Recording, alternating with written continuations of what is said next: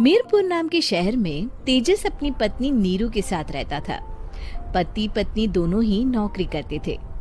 एक दिन तेजस गांव अपनी माँ के पास फोन करता है। हेलो, प्रणाम माँ। जीते रहो माँ, तुम दादी बनने वाली हो हैं? अरे वाह, ठीक है बेटा, मैं कल ही आती हूँ। जब माँ जी शहर पहुंची तो बेटे बहू ने बहुत अच्छे से स्वागत किया। लीजिए माँ जी, चाय। अरे गर्मा गर्म पकोड़े ले आओ माँ के लिए। नीरू रसोई में गई और 2 मिनट में ही पकोड़े ले आई। जी ये लीजिए। बहू जादू से बनाए हैं क्या? अभी तो रसोई में गई थी। यम्मी। माँ जी, शीला रसोई में पकोड़े तल रही है, मैं बस लेकर आई। हे भगवान, मेरा धर्म भ्रष्ट कर दिया तूने। अब तो गंगा जल से शुद्धिकरण करना होगा। दूसरे दिन, माँ जी मैंने नाश्ता बना दिया है, ऑफिस जा रही हूँ। पर अभी तो घर का सारा काम पड़ा है। शीला आती ही होगी, झाड़ू पोछा बर्तन कपड़े वो सब कर लेगी। हमारे जमाने में घर का सारा काम हम ही करते थे।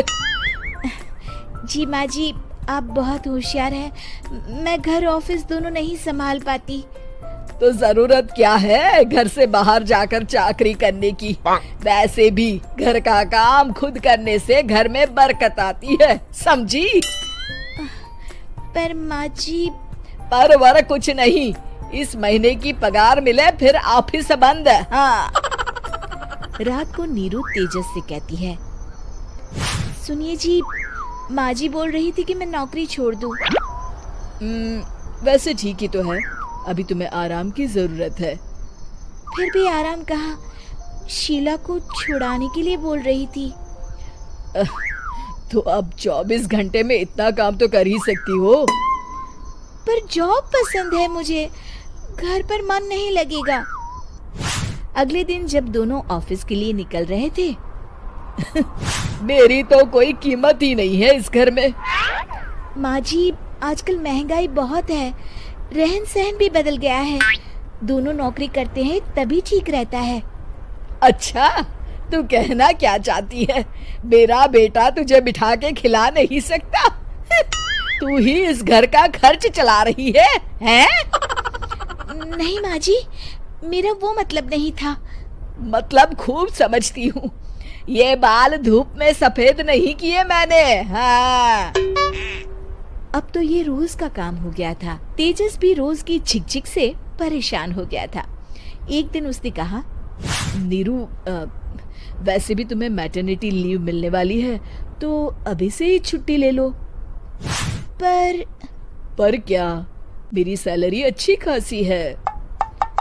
आखिर नीरू ने रिजाइन कर दिया। जब बच्चा हुआ तो घर में सब बहुत खुश हुए।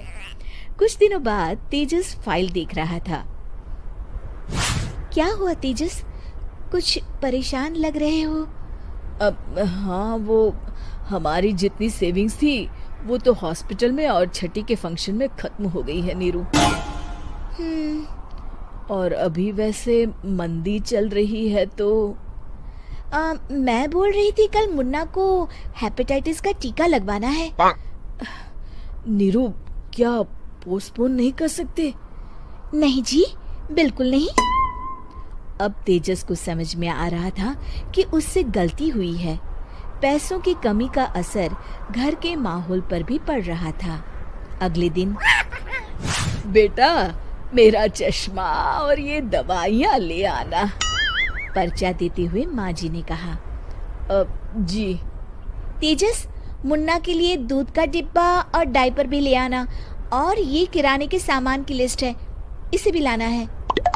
तेजस गुस्से में लिस्ट मरोड़कर फेंकता है और चिल्लाता है, पैसे क्या पेड़ पर उगते हैं? ये ले आना, वो ले आना। अरे पर ये जरूरत का सामान ही है। वो गुस्से में बिना कुछ कहे ऑफिस चला गया। अरे लंच तो ले जाइए। नीरू दौड़कर डिब्बा पकड़ाती है। एक दिन खाना खाने के बाद, नीरू, अब तो मुन्ना कुछ बड़ा हो गया, तो अब तुम वापस ज्वाइन कर लो ना जॉब। पर इस रिसेशन में जॉब मिलना बहुत मुश्किल है। ट्राई तो करो। फिर मुन्ना? माँ जी है ना, और एक फुल टाइम मेड भी लगा लेंगे। पर माँ जी, उन्हें तो पसंद नहीं। तभी माँ जी वहाँ आ जाती है और प्यार से नीरू के सर पर हाथ फेरते हुए बोलती है, अब मेरी समझ में आ गया बहू, पहले के और अब के समय में अंतर है। तुम काम शुरू करो, मुन्ना की जिम्मेदारी मेरी। मेरी प्यारी माँ जी। ये कहकर नीरू उनके गले लग गई।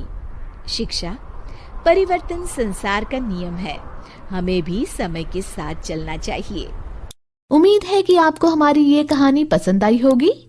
कृपया हमारे चैनल को सब्सक्राइब करें और सभी अपडेट्स के लिए बेल आइकन जरूर क्लिक करें। और हाँ, वीडियो लाइक और शेयर करना मत भूलिएगा।